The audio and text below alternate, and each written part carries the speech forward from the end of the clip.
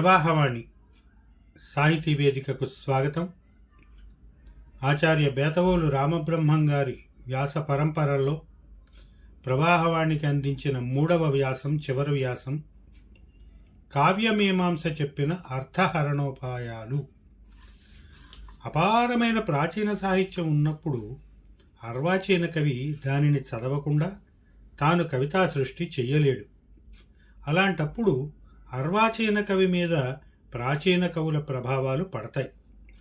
అంతేకాక ప్రాచీన సాహిత్యంలో లేనివి అర్వాచీన కవి సృష్టించి చెప్పడం అన్ని వేళలా సాధ్యపడదు. కనుక ప్రాచీన కవులు చెప్పిన దానినే స్వీకరించి ఏదో చిన్న చిన్న మార్పులు చేసి తన కావ్యంలో నిక్షేపించుకుంటూ ఉంటాడు. అదీకాక మహాత్మనాం హి సంవాదిన్యః బుద్ధయః ఏకమేవార్థం ఉపస్థాపయంతి అని కూడా కొందరు పెద్దలు చెప్పారు. వైజ్ పీపుల్ థింక్ అలైక్ అనే సూక్తికి ఇది వివరణం. ఇద్దరు మహాకవులు ఒక వస్తువును ఒకేలాగా వర్ణించవచ్చు కాబట్టి ప్రాచీన సాహిత్యాన్ని చదివినా చదువకపోయినా అర్వాచీన కవులలో కొన్ని అనుకరణలు, అనుసరణలు భాషించవచ్చు. అయితే ఈ వాదాన్ని రాజశేఖరుడు ఒప్పుకోలేదు. అర్వాచీన కవులు తగినంత ప్రతిభ లేని వారై ప్రాచీన కవుల నుంచి భావాలను అపహరించి తెచ్చుకున్నారని నిర్ధారించి నిరూపించాడు. ఇతడి దృష్టిలో ఇటువంటి పని చెయ్యని కవి లేడు, మోసగించని వ్యాపారి లేనట్టే. అయితే దొరకనంతకాలం మహాకవి, దొరికిపోయిన వేళ నిందమోస్తాడు అని కూడా చెప్పాడు. నాస్త్యచౌర కవిర్లోకే నాస్త్యచౌరో వణిజ్జనః. పూర్వకవుల భావాలను అపహరించి తెచ్చుకునే పద్ధతులను బట్టి ఇతడు కవులను 2 రకాలుగా విభజించాడు. ఒకడు అన్యయోని, 2 నిహ్నుతయోని. వీరిలో మళ్ళీ 2 భేదాలున్నాయి. అన్యయోని ప్రతిబింబకల్ప, ఆలేఖ్య ప్రఖ్య భేదాలతో 2 రకాలు. నిహ్నుతయోని తుల్యదేహితుల్య పరపుర ప్రవేశ సదృశ భేదాలతో 2 విధాలు. ఇలా ఏర్పడిన 4 భేదాలలో ఒక్కొక్కదానికి 8 అంతర్విభాగాలున్నాయి. భావాన్ని అపహరించి తెచ్చుకునే చాతుర్యం వల్ల ఏర్పడిన భేదాలు ఇవి. ప్రాచీన కవి చెప్పిన భావాన్ని వాక్యాలు మార్చి యథాతథంగా సొంతం చేసుకుంటే ఆ కావ్యాన్ని ప్రతిబింబకల్పం అంటారు. శివుడి కంఠంలో చంద్రామృత సేచనంతో వృద్ధి పొందిన కాలకూట అంకురాలలాగా కదలాడుతున్న సర్పాలు మిమ్మల్ని రక్షించుగాక అని ఒక ప్రాచీన కవి చెబితే, శివుడి కంఠంలో గంగాంబు సేచనంతో మొలకెత్తిన కాలకూట అంకురాలలాగా సర్పాలు ప్రకాశిస్తున్నాయి అని అదే భావాన్ని వాక్య నిర్మాణం మార్చి ఆధునిక కవి చెబితే అది ప్రతిబింబకల్పం అవుతుంది. ఇలా కాక ప్రాచీన కవి భాగాన్ని ఏ కొంచెంగానైనా సంస్కరించి లేదా మార్పు చేసి తన కావ్యంలో నిక్షేపించుకుంటే అది అలేఖ్య ప్రఖ్యమవుతుంది. పైభావాన్నే గంగాంబు సేచనంతో మొలకెత్తిన అంకురాల్లాగా శివుడి జటాజీటం మీద తెల్లని పాములు కదులాడుతున్నాయి అని కనుక మారిస్తే అది ఆలేఖ్య ప్రఖ్యమవుతుంది. ప్రాచీన కవి చేసిన వర్ణనకు, అనంతర కవి చేసిన వర్ణనకు విషయంలో భేదమున్నా సాదృశ్యం కూడా ఎక్కువగా కనిపిస్తే దానిని తుల్యదేహి తుల్యం అంటారు. అరణ్యంలోనో రాజప్రాసాదంలోనో జీవించే ఏనుగు కన్నా ఇంటింటా సంచరించే గొర్రెలు, గుర్రాలు వంటి పశువులు ధన్యజీవులు కదా. ఇది ఒక ప్రాచీన కవి చెప్పిన భావం. అనంతర కవి ఇంటింటా ఉపయోగపడుతూ పూజలు అందుకునే సన్నికల్లు పొత్రం లాంటి శిలల జీవితాలు ధన్యాలు. మణులు మాణిక్యాలకు నివాసం రాజభవనమో లేక భూగర్భమో కదా అని మార్చి స్వీకరిస్తే తుల్యదేహి తుల్యం అవుతుంది. ప్రాచీన కవి చెప్పిన భావాన్నే తాను చెబుతూ సాధన సంపత్తిని మాత్రం మారిస్తే అది పరపుర ప్రవేశ సదృశం అవుతుంది. ఆకాశంలో గర్జిస్తున్న తొలకరి మేఘాలను చూసి శత్రుకాంతలు ఆనందాశ్రులు రాలుస్తూ కదంబ పుష్ప సుగంధాలను మెల్లమెల్లగా ఆఘ్రాణిస్తున్నారు. ఇది ఒక ప్రాచీన కవి చేసిన వర్ణన. వర్ష ఋతువు ప్రారంభం అయితే యుద్ధాలు ఆగిపోతాయి. యుద్ధరంగానికి వెళ్ళిన తమ భర్తలు ఇళ్లకు తిరిగి వస్తారు కాబట్టి తొలకరి శత్రుకాంతలకు ఇలా ఆనందం కలిగించిందని వ్యంగ్యం. ఇదే భావాన్ని అనంతర కవి సాధన సంపత్తిని మార్చి సొంతం చేసుకున్న వైనం ఇది. జైత్రయాత్రలకు వీడ్కోలు పలుకుతూ వర్ష ఋతువుకు చిహ్నంగా విరిసిన కదంబ కుసుమాన్ని శత్రుకాంతలు చుంబించారు. కన్నులకు అద్దుకున్నారు, గుండెలకు హత్తుకున్నారు, సీమంతంలో తురుముకున్నారు, కర్ణావతంసం చేసుకున్నారు. ఇలాంటి భావ అపహరణాన్ని పరపుర ప్రవేశ సదృశం అంటారు. ఈ నాలుగింటిలో ఒక్కొక్క దానిలో 8 అంతర్విభాగాలు ఉన్నాయి. వాటిని చెప్పబోయే ముందు మరొక విషయం ప్రస్తావించాడు రాజశేఖరుడు. ప్రాచీన కవి నుంచి తెచ్చుకున్న భావాన్ని సొంతం చేసుకోవడంలో అనుసరించే పద్ధతుల్ని బట్టి ఈ లౌకిక కవులు స్థూలంగా 4 రకాలన్నాడు. 1 భ్రామక, 2 చుంబక, 3 కర్షక, 4 ద్రావక భేదాలతో 4 విధాలు. 5వ వాడు అలౌకికుడు. వాడు చింతామణి లాంటివాడు. అతని దగ్గర ఏ అనుసరణలు కనిపించవు. అప్రసిద్ధుడు కదా అని కానీ, అన్యదేశీయుడు కదా అని కానీ, ఒక ప్రాచీన కవి నుంచి లేదా అప్రసిద్ధం కదా ఎవడికి తెలుస్తుందిలే అని భ్రమించి ఒక ప్రాచీన కావ్యం నుంచి కానీ భావాన్ని అపహరించి తన కావ్యంలో యథాతథంగా పొందుపరుచుకున్నవాడు భ్రామకుడు. ప్రాచీన కవిలో కనిపించే భావాన్ని స్వల్పంగా చుంబించి తెచ్చుకుని దానికి కొత్తదనం ఆపాదించేవాడు చుంబకుడు. ప్రాచీన కవి భావాన్ని ఆకర్షించి సొంత వాక్యాలతో సొంతమే అనిపించేటట్టు చెప్పే కవి కర్షకుడు.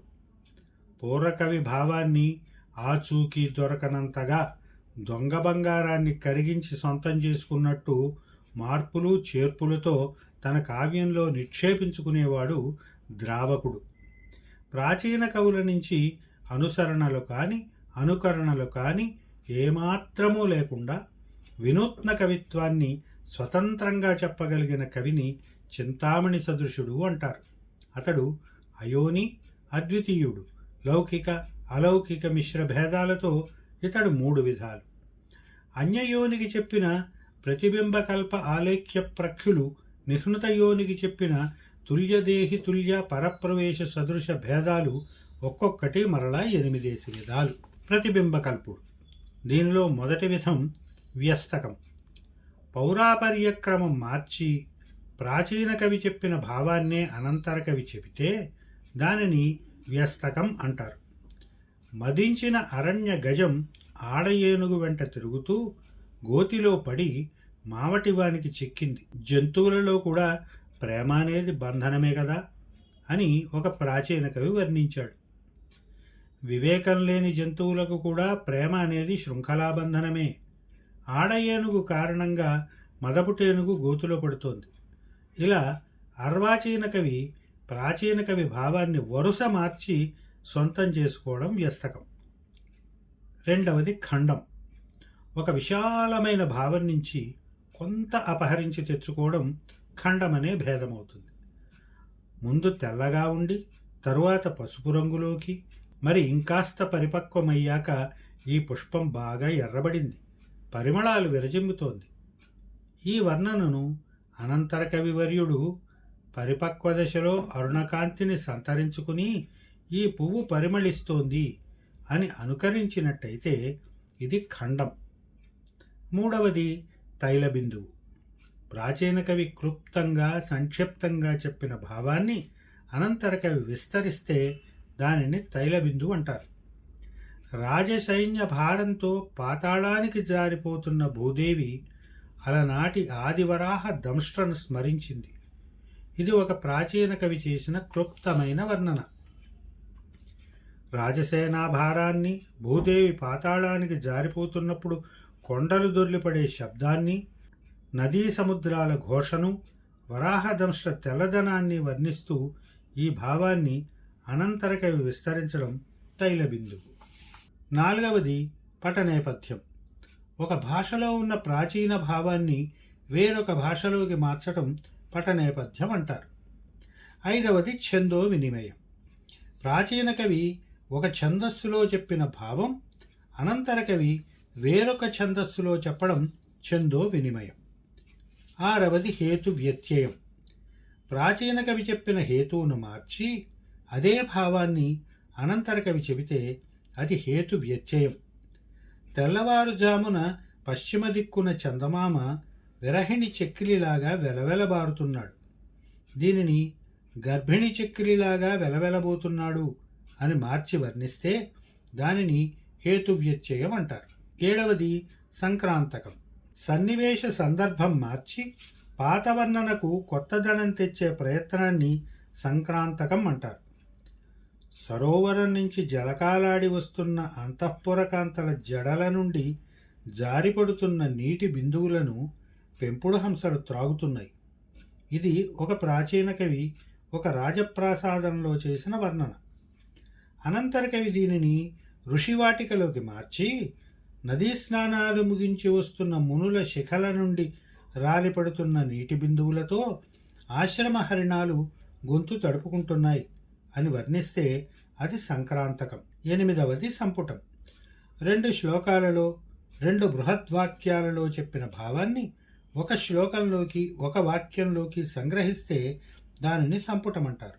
ఈ 8 రకాల అనుకరణలలో ఏ ఒక్కటి చేసినా అతడు ప్రతిబింబ కల్పుడు అవుతాడు. కవిగా ఇతడు పరిగణింపదగినవాడు కాదు. ఆలేఖ్య ప్రఖ్యుడు. దీనిలో మొదటిది సమక్రమం. ప్రాచీన కవి చెప్పిన భావంతో సాటి వచ్చేటట్టు అనంతర కవి అదే భావాన్ని చెబితే అది సమక్రమం. ముఖం ప్రక్కకు తిప్పి చూస్తున్న వరుణాంగన యొక్క చెక్కిలిలాగా అస్తమిస్తున్న చంద్రుడు కుంకుమ రంగులో భాసిస్తున్నాడు. ఇది ఒక ప్రాచీన కవి వర్ణన. ప్రాగ్దిశాకాంత కుంకుమారుణ కపోల తలంలాగా భాసిస్తున్నాడు ఉదయచంద్రుడు అని అనంతర కవి వర్ణించడం అర్థాపహరణంలో సమక్రమం. విభూషణమోషం. ప్రాచీన కవి అలంకారమహితంగా చెప్పిన దానిని అర్వాచీన కవి అలంకార రహితంగా చెప్పడం. మూలంలో నల్ల కలువలాగా, మధ్యలో బాలచంద్రబింబంలాగా, ఆ పైన బాలసూర్యబింబంలాగా శిఖరాగ్ర భాగంలో కించిత్ ధూమరేఖతో దీపం ప్రజ్వరిల్లుతోంది. ఈ భావాన్ని ఉపమానాలు తొలగించి అనుకరిస్తే అది విభూషణమోషం. 3వది వ్యుత్క్రమం. ప్రాచీన కవి ఒక క్రమంలో చెప్పిన దానిని తలకిందులు చేసి అనుకరిస్తే అది వ్యుత్క్రమం. శిఖరాగ్రభాగంలో నల్లగా, దాని కింద ఎర్రగా, ఇంకా కింద తెల్లగా, మూలంలో నల్లగా దీపం ప్రకాశిస్తోంది అంటే అది వ్యుత్క్రమం. విశేషోక్తి 4వది. ప్రాచీన కవి సామాన్యంగా వర్ణించిన దానిని అనంతర కవి విశేషంగా వర్ణిస్తే అది విశేషోక్తి. వరుడు వస్తున్నాడనే సంభ్రమంలో ఆమె భూషణాలను తారుమారుగా ధరించింది అని ప్రాచీన కవి చెబితే భూషణాల విపర్యం సామాన్యం ఇక్కడ. అనంతర కవి ముత్యాలహారాన్ని మొలనూలుగా, మొలనూలును కంఠహారంగా, కంకణాలను అందెలుగా, అందెలను కంకణాలుగా ఆమె ధరించిందంటూ కొన్ని భూషణాలను విశేషించి చెబితే అది విశేషోక్తి. 5వది ఉత్తంసం. ఒక కవి అప్రధానంగా చెప్పిన విషయాన్ని ప్రధానీకరిస్తూ అనంతర కవి చెప్పడం. కుంకుమారుణ కాంతులతో దిక్కులను ప్రకాశింపజేస్తూ తూర్పు సముద్రం నుంచి బంగారు కలశంలాగా చంద్రుడు ఉదయించాడు. ఇది ఒక పూర్వ కవి వర్ణన. చీకటి అనే కంచుకాన్ని పగుల్చుకుని బయటకు తోచిన నిశాతరుని కలశస్థనంలాగా చంద్రుడు ఉదయించాడు అన్నది ఉదాహరణ. నట నేపథ్యం. ప్రాచీన కవి చెప్పిన భావాన్ని ఉక్తిభేదంతో కొత్తది అనిపించడం నట నేపథ్యం. ఆమె చెక్కిలిపై రచించుకున్న పత్రభంగాలు ప్రియుడి రాక అవధి దాటడంతో కన్నీటిలో కరిగిపోయాయి అని ఒక కవి వర్ణించాడు. సంకేత స్థలాలకు ప్రియుల రాకలు ఎప్పుడూ ఆలస్యమవుతుండటంతో ఆ నగరంలోని ప్రియురాండ్ర చెక్కిళ్ల పత్రభంగాలు అల్పాయుష్కాలు. ఇలా ఉక్తిభేదంతో అదే భావాన్ని నవీకరించడం నట నేపథ్యం. ఏకపరికార్యం అనేది 7వది. అలంకారం ఒకటే అయినా అలంకార్యాన్ని మారిస్తే అది ఏకపరికార్యం. గణపతి తన తొండాన్ని ఆకాశంలోకి చాచితే సూర్యబింబం పద్మంలాగా, ఈ తొండం దాని తూడులాగా, మూలంలోని ఏకదంశ బిసతంతువులాగా భాషించింది. ఈ భావాన్ని మరొక కవి ఇలా మార్చాడు: ఏకదంతమనే బిసతంతువుతో, తొండమనే నాళంతో దాని అగ్రభాగం పద్మంలాగా భాషిస్తోంది. ఇక్కడ అలంకారం అదే అయినా సూర్యబింబమనే అలంకారాన్ని మార్చాడు గనక ఇది ఏకపరికార్యం. చివరిది 8వది ప్రత్యాపత్తి. ప్రాచీన కవి వర్ణించిన వికృతిని సరిచేసి అర్వాచీన కవి అదే వస్తువును వర్ణిస్తే అది ప్రత్యాపత్తి. మంచుతెరల మాటున ఉన్న చంద్రుడు నిట్టూర్పు వాయువులతో గ్రుడ్డిదైన అద్దంలాగా ఉన్నాడు. ఇది వాల్మీకి వర్ణన. నిశ్వాసాంధత్వం అనే వికృతిని అనంతరకవి ప్రకృతిగా మారుస్తూ ఇలా అనుకరిస్తే అది ప్రత్యాపత్తి. మంచుతెరలు తొలగడంతో తళతళలాడుతున్న చంద్రుడు నిట్టూర్పుట ఆవిరులను తుడిచివేసిన అద్దంలా ఉన్నాడు. పూర్వకవులను అనుకరించిన ఈ 8 మందిలోనూ కవి తాలూకు ప్రతిభ కొంత ఉంది కనుక ఆలేఖ్యప్రఖ్యుడు అనుగ్రాహ్య కవి అన్నాడు రాజశేఖరుడు. తుల్యదేహి తుల్యుడు. మొదటిది విషయ పరివర్తనం. పూర్వకవి చెప్పిన భావాన్ని మరొక భావంతో మెళాయించి చెప్పడం విషయ పరివర్తనం. పార్వతీ విరహాన్ని అనుభవిస్తున్న పరమేశ్వరుడి దక్షిణ నాసికాపుటం నుంచి వెలువడుతున్న నిట్టూర్పులు మిమ్ము కాపాడుగాక. ఇది ఒక ప్రాచీన కవి భావం. దీనిని విష్ణువుకు అన్వయించి మరొక కవి ఇలా చెప్పాడు: రాధాదేవి మనసులో మెదలడంతో విష్ణుమూర్తి గాఢంగా నిట్టూర్చాడు. లక్ష్మీదేవి అసూయగా చూసింది. ఆ వేడి గాలుల్ని ఆహారంగా స్వీకరించబోయి ఆదిశేషుడు భరించలేక వదిలివేశాడు. అలాంటి హరిశ్వాసలు మిమ్మల్ని కాపాడుగాక. విషయం అదే అయినా శివుడికి చెప్పిన దానిని విష్ణుమూర్తికి మేళవించాడు కనుక ఇది విషయ పరివర్తనం. ద్వంద్వ విచ్ఛిత్తి. ప్రాచీన కవి కలిపి చెప్పిన 2 అంశాలలో ఏదో ఒక అంశాన్ని మాత్రమే స్వీకరించి అనంతర కవి దానిని విస్తరించి వర్ణిస్తే ద్వంద్వ విచ్ఛిత్తి. శివుడి శిరస్సున ప్రకాశిస్తున్న చంద్రకళను చూసి కుమారస్వామి గంగానది నుంచి పైకెగిరిన చేప అనుకున్నాడు. వినాయకుడు గంగలో వెలిసిన పద్మం అనుకున్నాడు. ఇద్దరూ ఆశగా చూశారు. ఇది ఒక ప్రాచీన కవి చెప్పిన భావం. దీనిలో చంద్రరేఖను చేపపిల్లగా భ్రమించడం అనే అంశం మాత్రమే అనంతర కవి స్వీకరించి శివుడి మెడలో పాము ఆ చేపపిల్లను పట్టుకోవడానికి వస్తుంది అని ముగించాడు కనుక ఇది ద్వంద్వ విచ్ఛిత్తి. మూడవది రత్నమాల. పూర్వకవి చెప్పిన భావాన్ని సదృశ భావంతో ఆచ్ఛాదించి చెప్పడం రత్నమాల. కపాలే మాద్యాల పయైతి కరాన్ లేఢి శిశిన తరుచ్ఛిద్ర ప్రోత్రాన్ బిసమితి కరేణు కలయతి రతాంతే తల్పస్తాన్ హరతి వనితాప్యంశుకమితి ప్రభామత్తశ్చంద్రో జగదిద మహావిభ్రమయతి. దీనిలో మొదట్లో కపాలేకి బదులు శరావే అనే పాఠాంతం కూడా ఉంది. అహోప్రభామత్తుడైన చంద్రుడు ఈ జగత్తును విభ్రాంతికి లోను చేస్తున్నాడు. మూకుడులో వెన్నెలను పాలు అనుకుని పిల్లి త్రాగబోతోంది. చెట్ల సందుల నుంచి నేలకు జారుతున్న వెన్నెలను తామరతూడులనుకుని ఏనుగు కబళింప చూస్తోంది. శయ్యపై పరుచుకున్న వెన్నెలను ఒక ముగ్ధ పైట అనుకుని తీసి కప్పుకోబోతోంది. ఈ శ్లోకం ప్రేరకంగా అనంతర కవి రాసిన శ్లోకం రత్నమాలకు ఉదాహరణ. జ్యోత్స్నార్చిదుగ్ధబుద్ధ్యా కబళితమసకృత్ భాజనే రాజహంసై స్వాంసే కర్పూరపాంశుచ్ఛుర్ణరభసతః సంభృతం సుందరీభిః పుంభివ్యస్తం స్తనాంతాత్ స్విజేతిరః సంభ్రమే వల్లభానాం లీఢం ద్రాక్సింధువారేష్వభినవ సుమనోలం పటైః షట్పదైశ్చ. పాత్రలలో నిండిన వెన్నెలను పాలు అనుకుని రాజహంసలు త్రాగబోయాయి. అందగత్తెలు తమ భుజాల మీద వెన్నెలను ఎవరో చల్లిన కర్పూర పరాగం అనుకున్నారు. రహక్కేళి సంభ్రమంలో ప్రియురాలి మేలిముసుగు ఆమె గుండెలపైకి జారింది కాబోలు అనుకున్నాడు ప్రియుడు. సింధువార పుష్పాల మీద వెన్నెలను తుమ్మెదలు క్రొత్త రకం మకరందమనుకుని త్రాగబోయాయి. ఇది అనంతర కవి చేసిన వర్ణన.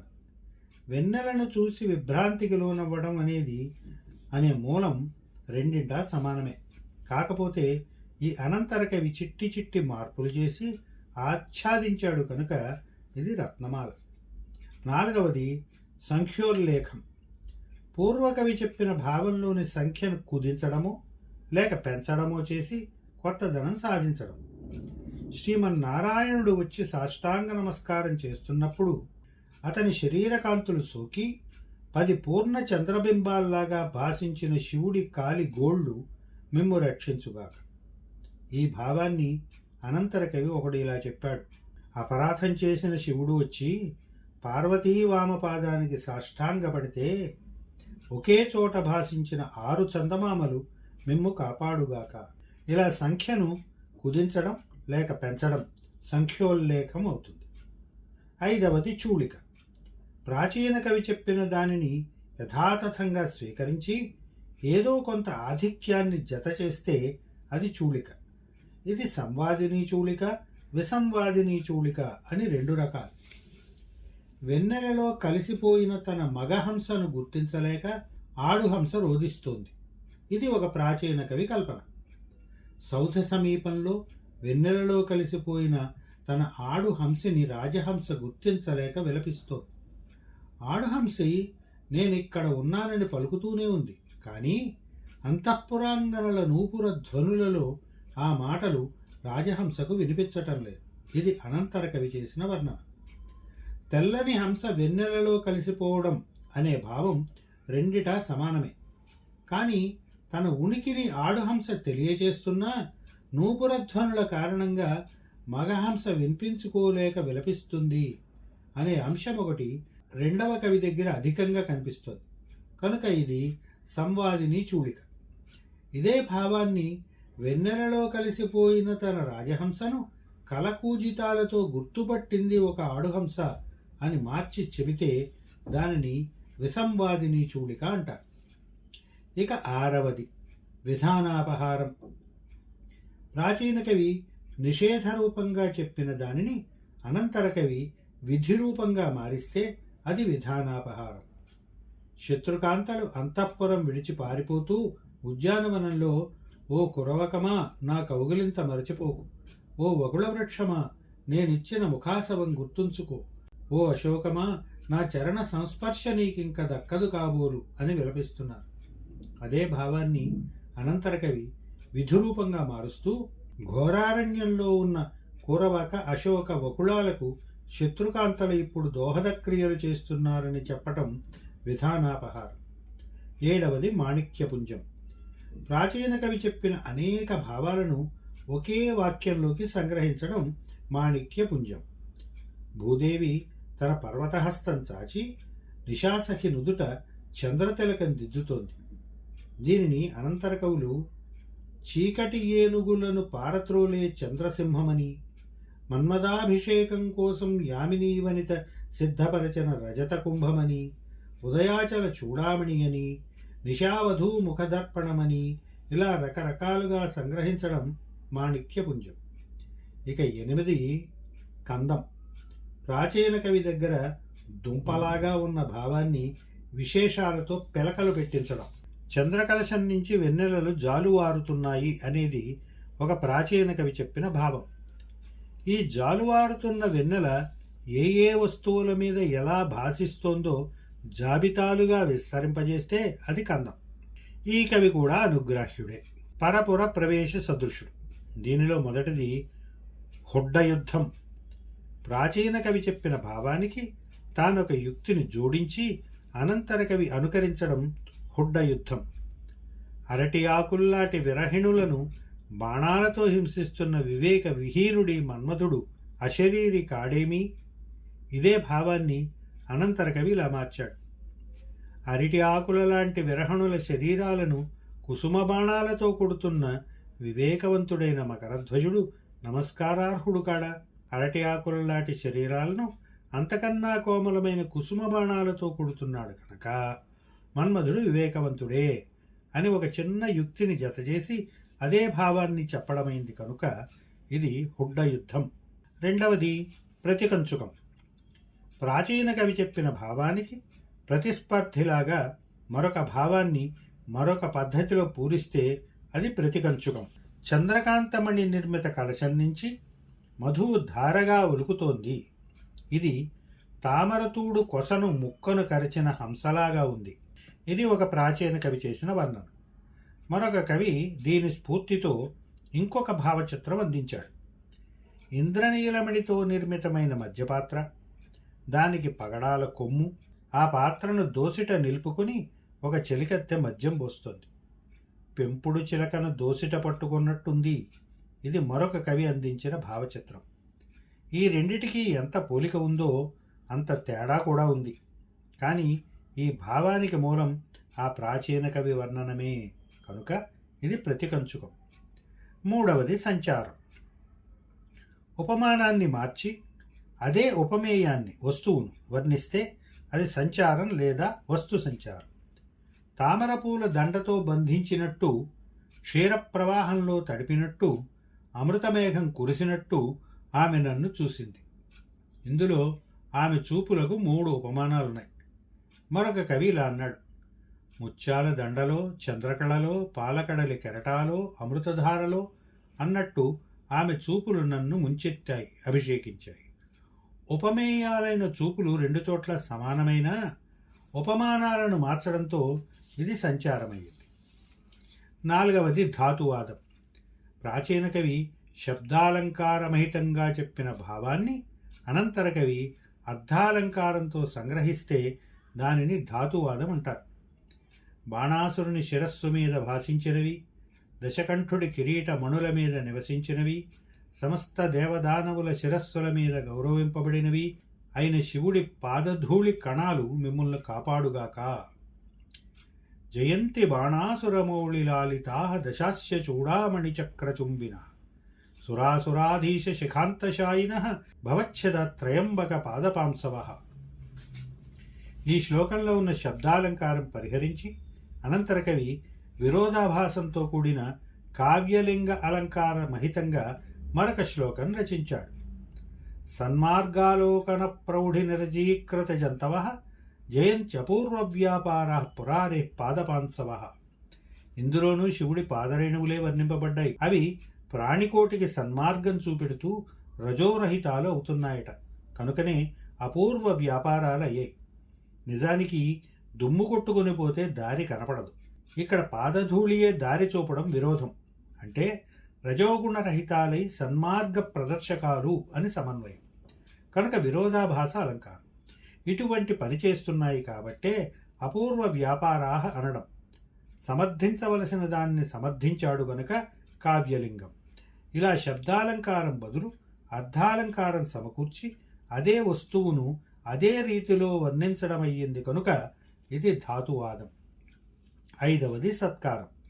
ప్రాచీన కవి చెప్పిన వస్తువుని ఉత్కర్షగా వర్ణించి కొత్తదనం తెస్తే అది సత్కారం. జలకాలాడి వస్తున్న ఆమె కేశపాశం నుంచి ఓడికలు కడుతున్న నీటి బిందువులను పెంపుడు హంసలు త్రాగుతున్నాయి. ఇదే వస్తువును అనంతర కవి చాలా ఉదాత్తీకరించి ఉత్కర్షగా వర్ణించాడు. క్షీరసముద్రం నుంచి లక్ష్మీదేవి పైకి లేచింది. ఆమె కేశపాశం కొసల నుంచి దారానికి గుచ్చని ముత్యాలలాగా క్షీరబిందువులు ఊడుతున్నాయి. విష్ణుమూర్తి విచిత్రంగా వాటిని చూస్తున్నాడు. హంసలు మెడలు పైకెత్తి వాటిని తాగుతున్నాయి. ఆ క్షీరబిందువులు మిమ్మల్ని కాపాడుగాక.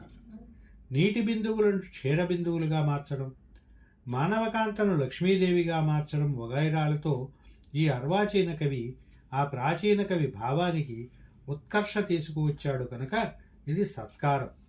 ఆరవది జీవకం. ప్రాచీన కవి చెప్పిన భావంలో తొలి భాగాన్ని అనంతర కవి యథాతథంగా స్వీకరించి మలిభాగాన్ని మారిస్తే అది జీవకం అవుతుంది. కన్నులలో అద్దాల వంటి చెక్కిళ్లలో ఆభరణాలలో చంద్రుడు ప్రతిబింబించడంతో 100 చంద్రాభరణాలు ధరించినట్టు ఆ కన్య భాషించింది. ఇది ఒక ప్రాచీన కవి వర్ణన. అనంతర కవి ఇలాగే ప్రారంభించి ముగింపును మార్చాడు. కపోలాలలో, కుండలాలలో, మణిమేఖలాలలో, ఇంకా తక్కిన వడిమయ భూషణాలలో చంద్రుడు ప్రతిబింబించాడు. ఆమె ముఖశోభకు ఓడిపోయిన చంద్రుడు ఇన్ని విధాలుగా సేవ చేయించుకుంటున్నట్టు ఆమె విరాజిల్లుతోంది. ఇందులో ఉత్తరార్థం మాత్రమే ఈ కవి సొంతం కాబట్టి ఇది జీవంజీవకమనే అర్థహరణోపాయం. 7వది భావముద్ర. ప్రాచీన కవి చెప్పిన వాక్యంలోని అభిప్రాయాన్ని సొంతం చేసుకోవడం భావముద్ర. తమలపాకు తీగలతో కౌగలించుకోబడిన పోక చెట్లు, ఏలకి తీగలతో అల్లుకోబడిన చందన తరువులు కలిగిన మలయ పర్వత శిఖరాల మీద విహరిద్దాం రమ్మని ఒక ప్రియుడు ప్రియురాల్ని పిలిచాడు. ఇది ఒక ప్రాచీన కవి చేసిన వర్ణన. అనంతర కవి ఇదే అభిప్రాయాన్ని మరో రకం వాక్య విన్యాసంతో ఇలా వర్ణించాడు. అచేతనాలకు కూడా తగిన దానితో కలయికలు సమకూర్చే మన్మధుడు ఈ మలయ పర్వతం మీద అధిష్ఠించి ఉన్నాడు కాబోలు. కనుకనే ఇక్కడ ఏలకీలత చందన తరువును కౌగిలించుకుంటోంది, తమలపు తీగ పోగద్రుమాన్ని ఆలింగనం చేసుకుంటోంది. ఇక 8వది తద్విరోధి. పూర్వకవి చెప్పిన భావాన్ని మనసులో ఉంచుకుని అనంతర కవి దానికి విరోధిగా మరొక భావం పలికితే అది తద్విరోధి అనే అర్థహరణోపాధి. తన్వి, నీ మెడలో ముత్యాల హారం, చెవులలో తెల్ల కలువల రేకులు, శిరస్సున మల్లెపూల దండ, తనువంతా తెల్లని వస్త్రం, గుండెలపై కర్పూర పరాగం, నుదుట చందన తిలకం, చేతిలో తెల్ల కలువ, నీకు ఈ వేషధారణను చంద్రుడు నేర్పించాడా? ఇది ఒక ప్రాచీన కవి చేసిన వర్ణన. దీనికి విరుద్ధంగా అనంతర కవి ఇలా చెప్పాడు. సుందరి, నల్లని వస్త్రాలు ధరించావు, శరీరమంతటా కస్తూరి చిత్రించుకున్నావు, ఇంద్రనీలమణులు పొదిగిన అలంకారాలు చేతులకు చెవులకు మెడకు అలంకరించుకున్నావు, నల్లని శిరోజాలు వీపుని ఆచ్ఛాదిస్తున్నాయి. నీకు ఈ వేషధారణను చీకటి నేర్పించిందా? ఇలా 32 రకాలుగా అర్థహరణ మార్గాలున్నాయి అని రాజశేఖరుడు నిరూపించి స్వతంత్రత ఎక్కువగా ఉన్నవాడు కవి అనిపించుకుంటాడని, గౌరవార్హుడవుతాడని ఉపదేశించాడు. ఇది ఆచార్య బేతవోలు రామబ్రహ్మం గారు అందించిన 3వ వ్యాసం. అయితే రాజశేఖరుడు ఇన్ని రకాల కాపీ కొట్టడాల గురించి చెప్పాడు. కానీ అంటే ఓ ప్రాచీన కవి చెప్పింది అర్వాచీన కవి ఎలా మార్చాడు అని ఒక కాపీ మాస్టర్ వ్యవహారం చెప్పారు. కానీ అనంతర కాలంలో ఇంకొక విచిత్రమైన గొప్పదైన ఒక కాపీ నైపుణ్యం ఒకటి వచ్చింది. అదేమిటంటే ఇప్పటిదాకా మనం మాట్లాడుకున్నదంతా కూడా ఎవడో అంతకు ముందున్న కవి చెప్పిన దాన్ని తరువాత వచ్చిన కవి మార్చడం. అంటే ఇక్కడ ఇద్దరున్నారు. ఒకడు అంతకు ముందున్న కవి, రెండోవాడు ఇప్పుడున్న కవి. అంటే ఇద్దరున్నారు. ఒకడి కావ్యంలోంచి, ఒకడి రచనలోంచి, ఒకడి ఊహలోంచి మరొకడు తన కావ్యంలోకి, రచనలోకి, ఊహలోకి ఎలా తెచ్చుకున్నాడు అన్నది. కానీ తెలుగు కవిత్వ రంగంలో నేను ఒక విచిత్రమైన విషయాన్ని గమనించాను. ఏమనుకుంటారో తెలియదు కానీ ఎవడో రాసింది మనం కాపీ కొట్టడం ఏంటా, మనది మనమే కాపీ కొట్టుకుందాం అనే జాతి ఒకటి ఉంది. కవిత్వం రాస్తున్న మొదట్లో తాను చెప్పిన భావాన్ని ఒకదాన్ని చివరి దాకా కూడా ఏ రచన చేసినా, ఏ కవిత చెప్పినా దానిలో రిపీటెడ్గా ఈ 32 రకాల మార్గాలను అనుసరించి తన కవితలోని భావాన్ని తానే కాపీ కొట్టుకునే ఒక విచిత్రమైన విధానం ఒకటి ఈ తెలుగు కవిత్వ రంగంలో నేను చూశాను. ఇది రాజశేఖరుడికి అందలే. రాజశేఖరుడు ఎంతసేపు పాపం అమాయకుడు ఒకటి దగ్గర నుంచి ఒకటి కాపీ కొడతాడు అనుకున్నాడు. కానీ తంది తానే కాపీ కొట్టుకునే మహానుభావులో, అంత నైపుణ్యం ఉన్నవాళ్ళు అనంతర కాలంలో వస్తారని రాజశేఖరుడు కూడా ఊహించలేదనుకుంటాను. సరే, దీనికి ప్రమాణాలు ఏమిటి అని అడిగేవారు ఉంటారు. వారు అడిగితే ఆ ప్రమాణాలు చూపించడానికి కూడా నాకేం అభ్యంతరం లేదు. సరే, మనం కవుల గురించి, కవిత్వాల గురించి, కవితా రచనల గురించి మాట్లాడుకుంటున్నాం కాబట్టి ఇవన్నీ మౌలికమైన అంశాలే. వచ్చే వీడియోలో మరొక అంశాన్ని కూడా ప్రస్తావిస్తాను. క్షేమేంద్రుడు కవులకు ఒక సిలబస్ చెప్పాడు. అంటే ఇక్కడ కవి అంటే ఒక కవి అని మాత్రమే కాదు, తన భావాన్ని 10 మందికి పంచాలని, ఒక కళాత్మకంగా చెప్పడానికి ప్రయత్నించే ఎవరైనా సరే కవి అవనివ్వండి, కథా రచయిత అవనివ్వండి, నవలాకారుడు అవనివ్వండి, నాటకకర్త అవనివ్వండి, ఎవరైనా సరే వారు పాటించవలసిన కొన్ని విధానాలని, అంటే కొన్ని నియమాలు లాంటివి, నియమాలు కూడా అనకూడదు, ఒక పాఠ్య ప్రణాళిక, ఒక సిలబస్ లాంటి దానిని క్షేమేంద్రుడు చెప్పాడు. అది కూడా ప్రవాహవాణి సంచికల్లో వచ్చింది. మనం కవుల గురించి, కవిత్వం గురించి, రచనల గురించి మాట్లాడుకుంటున్నాం కాబట్టి వచ్చే వీడియోలో క్షేమేంద్రుడి సిలబస్ గురించి మాట్లాడుకుందాం. ఈ వీడియో మీకు నచ్చినట్టయితే, దీనిలో ఏదైనా ఉపయోగపడే అంశం ఉందని మీరు అనుకున్నట్టయితే లైక్ చేయండి, షేర్ చేయండి, సబ్స్క్రైబ్ చేయండి. 10 మంది సాహితీ మిత్రులకి ఈ వివరాలు, ఈ మౌలికమైన అంశాలు అందేటట్టుగా మీరు కూడా సహకరిస్తారని ఆశిస్తున్నాను. సెలవు.